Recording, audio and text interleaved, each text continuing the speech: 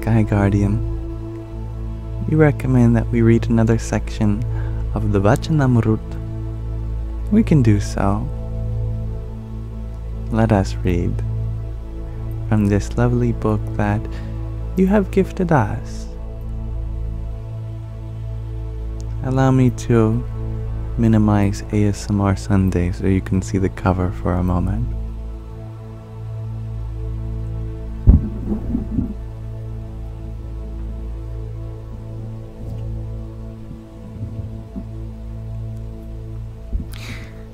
The Vachanamrut is a collection of spiritual discourses by a great being in the turn of the 19th century known as Bhagwan Swaminarayan. And such a being is mostly unknown to us in the English-speaking Western world. But this book is an English translation which gives insight into a spiritual tradition which is probably foreign to most of us listening. Although I'm not affiliated with the organization which it is from, I believe that it can be useful, as it has many direct spiritual truths that are timeless and universal.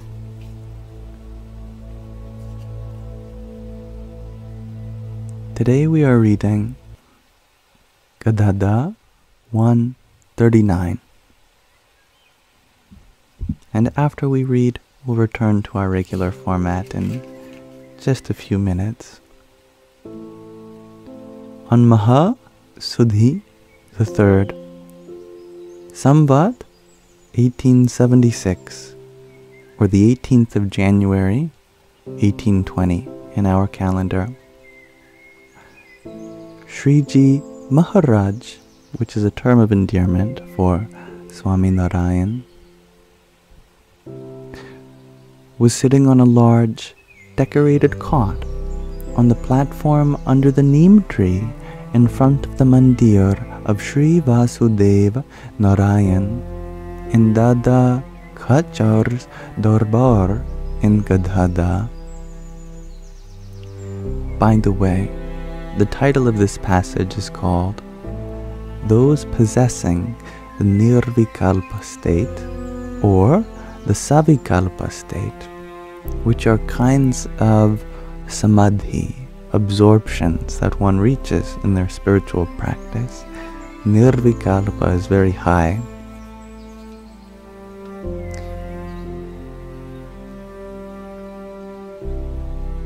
He was wearing white case and had covered himself with a white cotton cloth.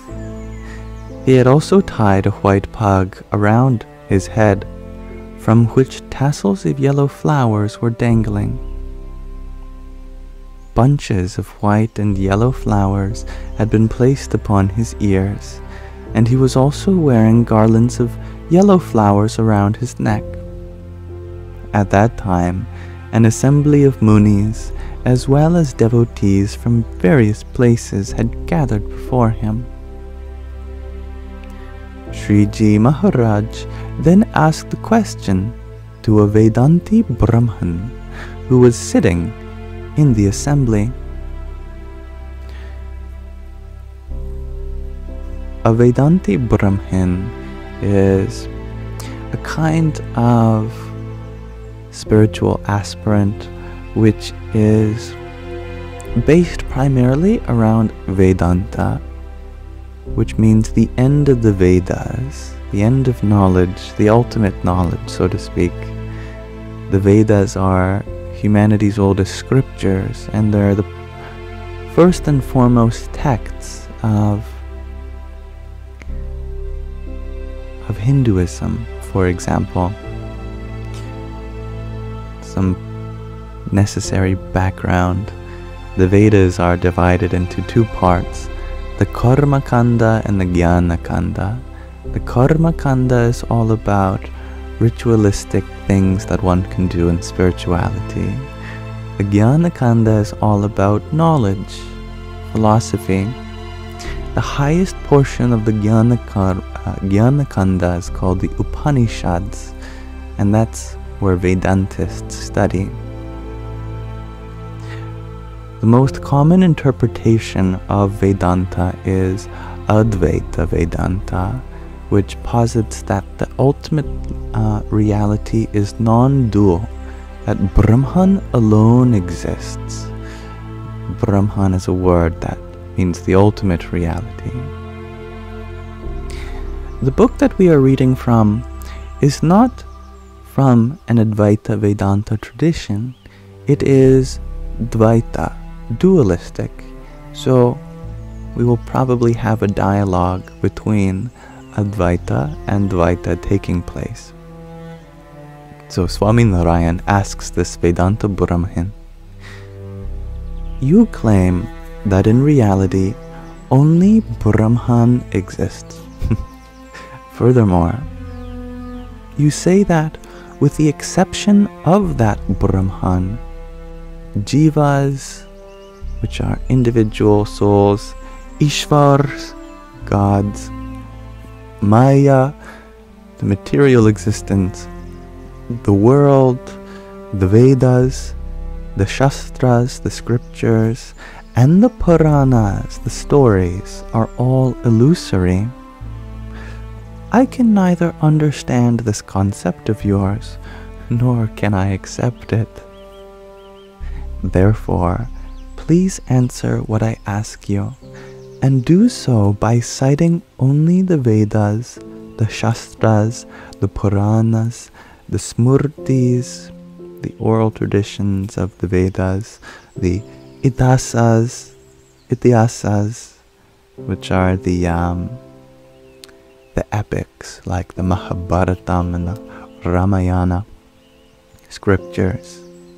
If, however, you reply quoting the words of some inauthentic scripture, he's probably referring to some commentaries by Adi Shankaracharya or someone like them.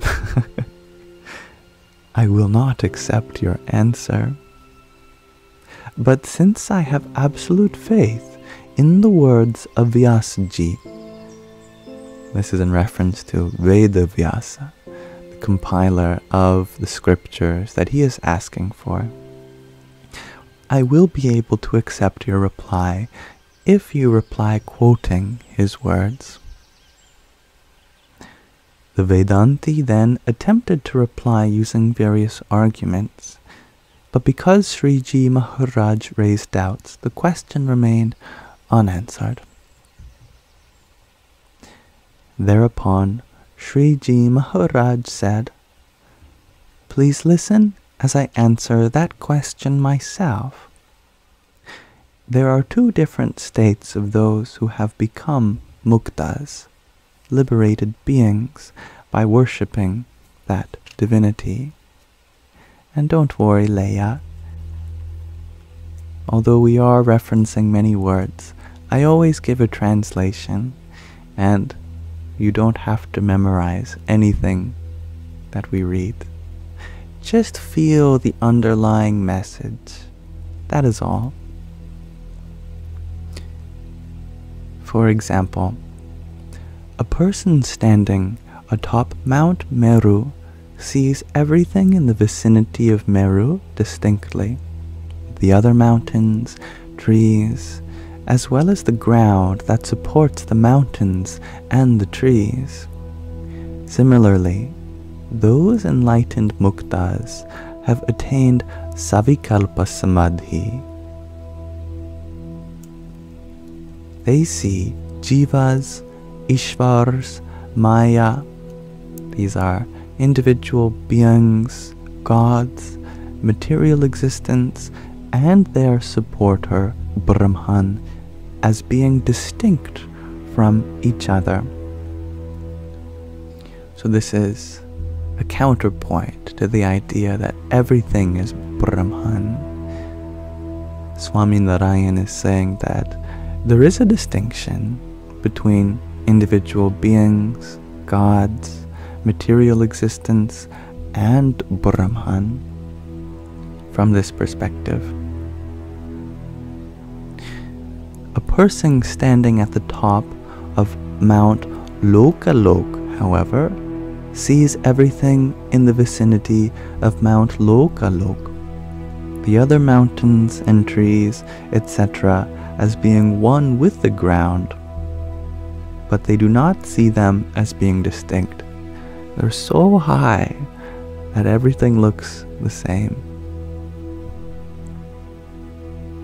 Similarly, those great muktas who have attained Nirvikalpa Samadhi see jivas, ishvars, and maya as being one with the Brahman, the ultimate reality, and they do not see them as distinct entities. That is the non-dual perspective. In this way, there are two differing states of muktas, enlightened beings, and it is due to their differing states that everything is viewed as being either satya, real, or asatya, unreal. The words of those who have attained the Savikalpa state are noted in the Vedas, the Shastras, the Puranas, etc. And they describe all of those entities as being satya. However, the words of those who have attained the Nirvikalpa state describe all of those entities as being asatya, unreal. In reality, however, they are not asatya. They are only described as being asatya because they cannot be seen due to the influence of the Nirvikalpa state, the kind of meditative absorption that they're in. For example, there is no night for a person sitting in the chariot of Surya. Surya is the name for the sun god, or just the sun. Certainly, if you are with the sun, there is no night for you. But for those on earth, there is both day and night. Similarly, from the viewpoint of a person who has attained the Nirvikalpa state, all of those things do not exist, whereas according to others, they do exist. So, if one interprets Brahman in this manner, then there will never be any contextual inconsistencies in the statements of the scriptures.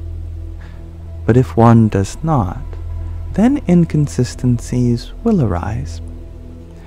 Furthermore, if a person, without having understood these inconsistencies, and without having attained that Nirvikalpa state, relying solely on the words learned from the scriptures, propounds the existence of Brahman alone, claiming that the guru, the disciple, jivas, individual souls, ishvaras, gods, maya, material existence, the world, the Vedas, the Purans, the stories, the Shastras, the scriptures are all imaginary, then they are extremely foolish. Ultimately, such a person will be consigned to Narak, the abode of suffering. Having answered the question, Shriji Maharaj ended by asking the Brahmin, "Now, if you have any doubts in what I have just said, please say so." Thereupon, the Vedanti Brahmin replied, "O Maharaj, O Lord, O Swami, you are God, and you have manifested for the liberation of the entire world. The explanation you have given is of course precise. There is no room for any doubt whatsoever." So saying, he became extremely pleased, and forsaking his misconceptions, he became a disciple of Shriji Maharaj. And so we end reading from Gadhada 139 on those possessing the Nirvikalpa or Savikalpa state. So that was a very technical insight on the nature of non-duality versus duality from the perspective of the Swaminarayan Sanstha. Now we may return to our regular format, and I'll attend to questions that were asked whilst I read. So thank you for listening, everyone. And I appreciated that one aspect of that passage read how non-duality is not illusory according to this tradition. It's a state that one can reach. And similarly, from another state, there does exist a duality, but you can be liberated and from one perspective distinguish everything, and from another perspective see no distinction. I personally resonate with that idea.